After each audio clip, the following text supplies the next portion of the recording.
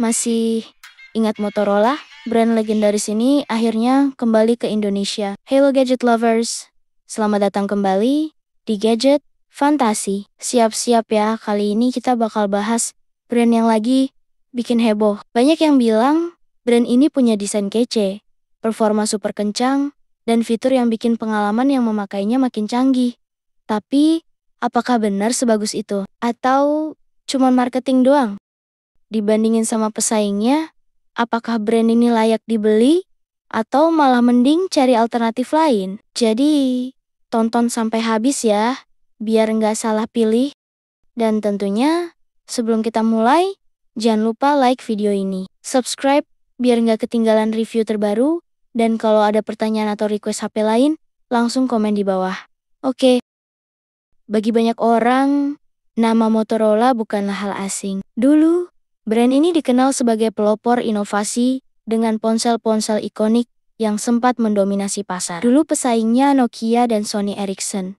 Ini Mimin sedang ngomongin smartphone jadul ya. Hehe, apalagi pas waktu Mimin punya HP lipatnya Motorola, serasa paling keren deh. Yang dulu-dulu banget, jangan dibahas lah, Min. Oke, maafin ya. Seiring waktu, Motorola mulai meredup di Indonesia, tergeser oleh kompetisi sengit dari merek-merek lain. Tapi sekarang, Motorola siap kembali dengan strategi baru, desain yang lebih modern, dan teknologi canggih. Mereka berambisi untuk merebut hati pengguna Indonesia lagi. Bahkan, bukan sekedar nostalgia.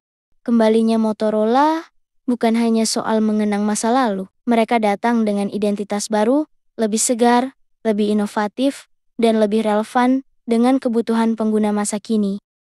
Motorola memahami bahwa pasar smartphone di Indonesia telah berkembang pesat, dan mereka siap bersaing dengan teknologi yang tidak kalah canggih, siap tantang para raksasa. Di tengah dominasi merek-merek besar, tantangan Motorola tidaklah mudah. Mereka harus meyakinkan pengguna bahwa mereka bukan hanya merek lama yang kembali, tetapi juga pemain serius yang siap menawarkan pengalaman smartphone yang lebih baik. Dengan pendekatan yang lebih modern dan strategi pemasaran yang lebih agresif, Motorola berharap bisa menarik perhatian pengguna yang mencari alternatif baru. Lebih dari sekedar smartphone, Motorola tidak hanya fokus pada perangkat, tetapi juga pada pengalaman pengguna. Dengan teknologi yang lebih pintar, desain yang lebih ergonomis, serta fitur yang lebih intuitif. Mereka ingin menghadirkan smartphone yang benar-benar membantu penggunanya dalam aktivitas sehari-hari. Akankah Motorola kembali berjaya? Kembalinya Motorola tentu akan menjadi perjalanan yang menarik untuk disaksikan. Apakah Motorola bisa merebut kembali kejayaannya di Indonesia? Apakah mereka mampu bersaing di tengah pasar yang semakin ketat? Yang jelas, mereka datang dengan ambisi besar. Dan bagi para pecinta teknologi, ini adalah kabar baik karena semakin banyak pilihan. Semakin menarik pula persaingan di dunia smartphone.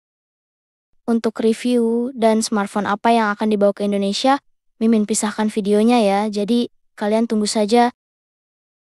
Jadi, itulah review kita tentang kembalinya brand besar yang bernama Motorola. Dengan inovasi yang mereka bawa, Motorola jelas ingin bersaing di pasar smartphone yang semakin ketat. Apakah mereka akan sukses di Indonesia? Itu masih harus kita lihat. Tapi satu hal yang pasti, semakin banyak pilihan buat kita semua. Dan itu selalu jadi hal yang menarik. Gimana menurut kalian?